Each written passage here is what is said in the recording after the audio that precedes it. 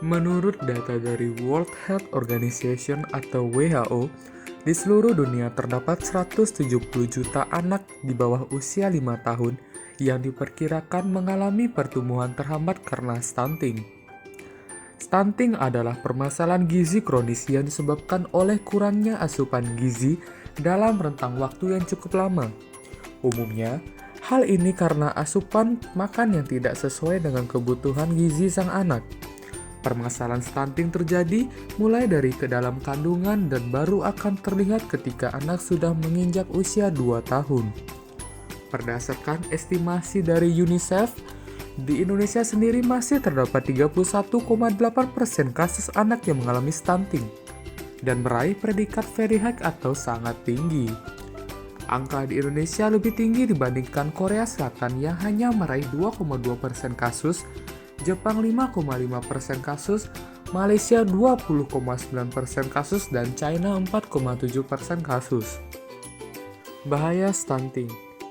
Selain mengalami pertumbuhan yang terhambat, stunting juga kerap kali dikaitkan dengan penyebab perkembangan otak yang tidak maksimal. Hal ini dapat mempengaruhi kemampuan mental dan belajar yang tidak maksimal, serta prestasi yang buruk bagi sang anak. Selain itu, efek jangka panjang yang disebabkan oleh stunting dan kondisi lain terkait kurang gizi acap kali dianggap sebagai salah satu faktor resiko diabetes, hipertensi, obesitas, dan kematian akibat infeksi. Ciri-ciri stunting. Yang pertama, pertumbuhan melambat. Yang kedua, wajah tampak lebih muda dari anak seusianya. Yang ketiga, pertumbuhan gigi melambat. Yang keempat, performa buruk pada kemampuan fokus dan memori belajarnya. Yang kelima, anak menjadi lebih pendiam, tidak banyak melakukan kontak mata terhadap orang di sekitarnya.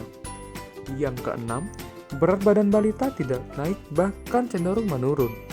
Yang ketujuh, anak mudah terserang berbagai penyakit hingga infeksi. Faktor penyebab stunting. Yang pertama, kurangnya asupan gizi dari sang bunda selama masa kehamilan. Yang kedua, kebutuhan gizi sang anak tidak tercukupi dengan baik. Yang ketiga, kurangnya akses air bersih dan sanitasi. Yang keempat, kurangnya pengetahuan dari sang ibu dan keluarganya mengenai gizi sebelum hamil, saat hamil, dan setelah melahirkan.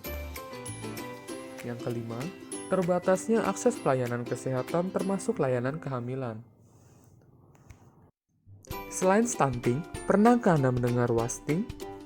Wasting adalah kondisi kekurangan gizi yang disebabkan oleh buruknya asupan nutrisi pada anak. Kondisi ini bisa menyebabkan berat badan anak berkurang drastis atau berada di bawah angka normal.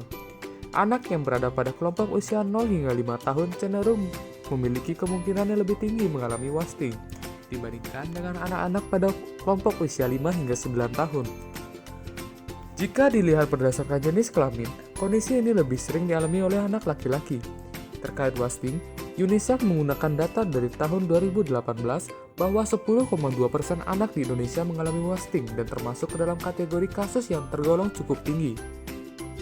Bahaya dari wasting yaitu tubuh anak menjadi tidak proporsional karena berat badan yang kurus dan tidak sepadan dengan tinggi badannya. Dan beberapa bahaya lainnya seperti pergerakan lambung melambat, penurunan sekresi asam lambung, anemia, berkurangnya volume jantung, hilangnya kekuatan otot pernapasan, dan mudah terserang infeksi seperti tuberkulosis dan bronkitis.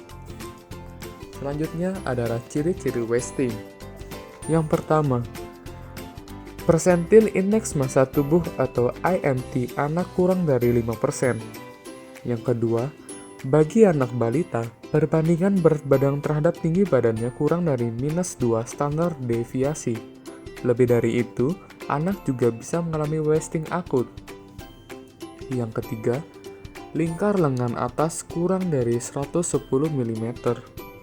Yang keempat, penurunan berat badan drastis sehingga membuat bobot tubuh anak menjadi tidak sebanding dengan tinggi badannya. Yang kelima, memiliki pembengkakan karena cairan edema di beberapa bagian tubuh jika wasting sudah akut. Faktor penyebab wasting. Yang pertama, asupan makanan tidak bergizi. Sudah pasti. Yang kedua, makanan terbatas dan pilihannya tidak beragam. Yang ketiga, kurangnya pengetahuan mengenai nutrisi untuk anak. Yang keempat, kebersihan lingkungan yang buruk dan kurang terjaga. Yang kelima, kurangnya akses ke pelayanan kesehatan. Baik, selanjutnya kita akan membahas mengenai cara mencegahnya. Cara mencegah stunting. Asupan nutrisi yang baik sangat dianjurkan dikonsumsi oleh ibu hamil. Tidak hanya untuk mencukupi kebutuhan nutrisi dirinya, asupan nutrisi yang baik juga dibutuhkan oleh jabang bayi yang ada dalam kandungannya. Lebih lanjut, pada saat bayi telah lahir, penelitian untuk mencegah stunting menunjukkan bahwa konsumsi protein sangat mempengaruhi pertambahan tinggi dan berat badan sang anak di atas 6 bulan. Anak yang mendapat asupan protein 15% dari mendapat asupan protein dibutuhkan terbukti memiliki badan yang lebih tinggi dibandingkan dengan anak yang mendapat asupan protein 7,5% dari total asupan kalori. Anak usia 6-12 bulan dianjurkan mengkonsumsi protein harian sebanyak 1,2 gram per kilogram berat badan, sementara anak usia 1 hingga 3 tahun membutuhkan protein harian minimal sebesar 1,5 gram per kilogram berat badan. Jadi, pastikan si kecil mendapat asupan protein yang cukup sejak ia pertama kali mencicipi makanan padat pertamanya. Selanjutnya adalah cara mengatasi dan mencegah wasting. Yang pertama, memberi anak makanan padat energi untuk membantu meningkatkan berat badannya, seperti kacang-kacangan dan produk yang berasal dari hewan.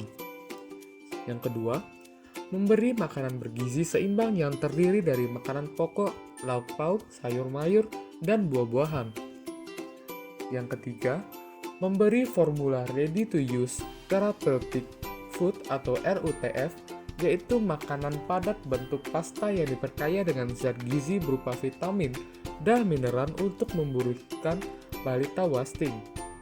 Yang keempat, memberi suplemen penambah berat badan jika diperlukan. Mencegah serta menanggulangi stunting dan wasting, kita telah mendukung program Sustainable Development Goals poin kedua yakni Zero Hunger yang digagas oleh Perserikatan Bangsa-Bangsa atau PBB, dan Zero Hunger sendiri ditargetkan sudah tercapai pada tahun 2030 dan diharapkan para masyarakat bisa bersama-sama mewujudkannya. Sekian penjelasan dari kami. Terima kasih atas waktunya.